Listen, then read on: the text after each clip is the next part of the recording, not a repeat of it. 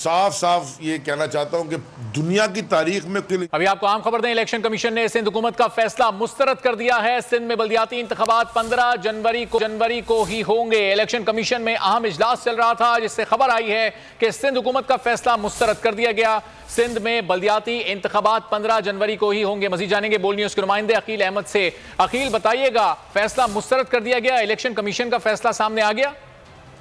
बिल्कुल, election commission की जानिब से जो आज एक गैर मामूली इजलास मुनक्किद किया गया था, उसके बाद अब इलेक्शन कमीशन की जानिब से हतमी तौर पर जो कराची और हैदराबाद में बल्दियाती इंतखाबात हैं वो 15 जनवरी को ही कराने का फैसला किया गया है। इस हवाले से इलेक्शन कमीशन की जानिब से जो सिंध हुकूमत की जानिब से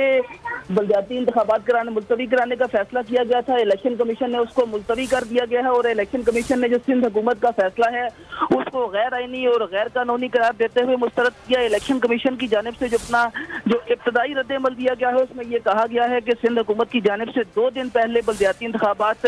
जो है वो मुलतवी करना उनकी बदनीयती वाज़े करता है। अब 3 बार बल्दियाती इंतखाबात मुलतवी हो चुके हैं, अब चौथी बार मुलतवी नहीं किए जाएंगे। इजलास में जो है वो बल्दियाती इंतखाबात के दौरान जो सिक्योरिटी सूरत हाल थी उसका भी जायजा लिया गया और ये फैसला किया गया है कि जो बल्दियाती इंतखाबात में फौज और रेंजर्स की तैनाती जो है इंतहाई अहम पोलिंग स्टेशन पर होनी है, उसकी तैनाती के लिए दोबारा इलेक्शन कमीशन वफाकी वजारत दाखिला को खत लिखेगा और ये दरख्वास्त की जाएगी कि जो इंतहाई अहम पोलिंग स्टेशन है वहाँ पर जो है वो हर सूरत में फौज और रेंजर्स की तैनाती को यकीनी बनाया जाए। तो इस हवाले से इलेक्शन कमीशन की जानिब से जो है वो बड़ा फैसला किया गया है और इलेक्शन कमीशन ने इस हवाले से जो है वो जुडिशियल ऑर्डर भी जारी करने का फैसला किया है, जो अब से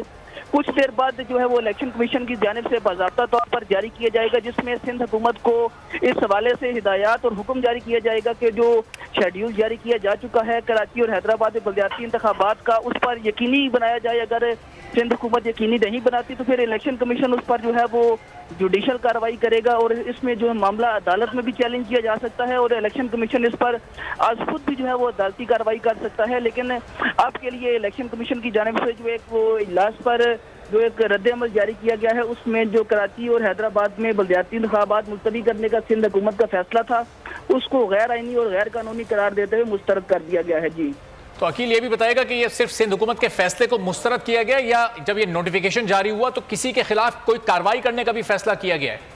जी देखें, बिल्कुल इलेक्शन कमीशन की जानिब से ये तमाम मामला आज के इजलास में गौर आए। सिंध काबीना का जो मामला है वो भी गौर आया, जबकि जब वजारत महकमा बल्दियात की जानिब से नोटिफिकेशन जारी किया था वो भी गौर आया। लेकिन इब्तदाई तौर पर इलेक्शन कमीशन ने जो इब्तदाई हुक्म जारी किया है उसमें किसी के खिलाफ कार्रवाई का जो है वो कोई इंदिया नहीं दिया गया। लेकिन जो इलेक्शन कमीशन ने सिंध हुकूमत की जानिब से जो एक नोटिफिकेशन जारी किया उस पर जो है वो इजहार नाराजगी किया और उसको गैर आईनी और गैर कानूनी करार दिया और अब इस पर इलेक्शन कमीशन जो है वो एक जुडिशियल ऑर्डर पास करने जा रहा है। तो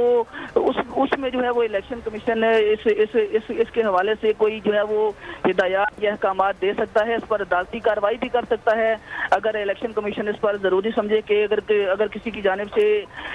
इलेक्शन पर असरअंदाज होने की कोशिश की तो इस इलेक्शन कमीशन इस पर जो है वो जुडिशियल कार्रवाई भी कर सकता है। लेकिन इब्तदाई तौर पर इलेक्शन कमीशन के सामने जो ये मामला था आज का वो 15 जनवरी को परसों होने वाले बल्दियाती इंतखाबात थे, उस पर इलेक्शन कमीशन की जानिब से जो है फौरी तौर पर जो है वो सिंध हुकूमत का